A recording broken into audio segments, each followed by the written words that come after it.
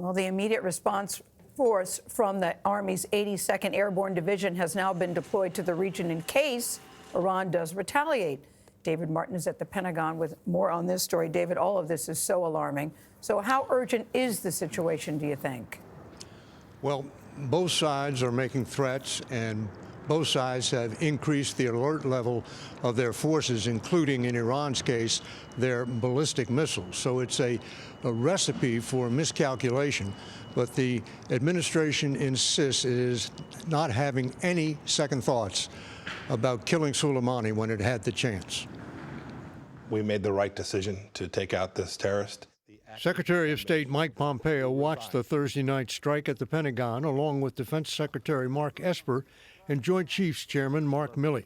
And he is now the administration's chief spokesman defending it, appearing on all the Sunday talk shows. He not only caused enormous death and destruction throughout the region, killed hundreds of Americans over the years, but had done so in the past couple of days.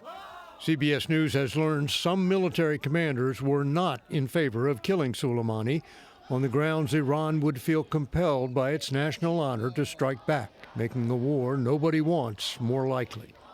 Democrats are making a similar argument.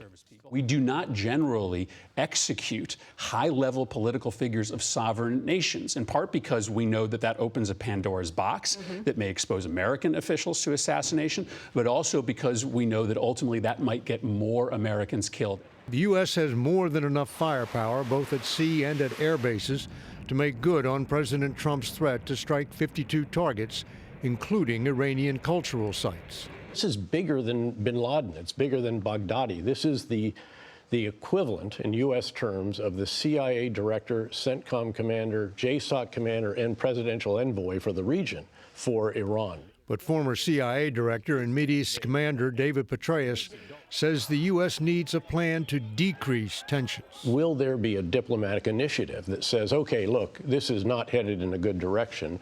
We truly do want to de-escalate. Everyone is going to lose if this continues to ratchet upward.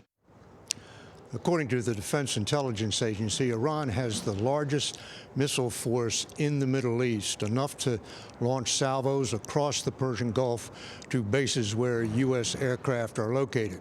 But Iranian missiles are not considered very accurate, and the U.S. has Patriot air defense missiles capable of shooting them down. Anthony? David, thank you.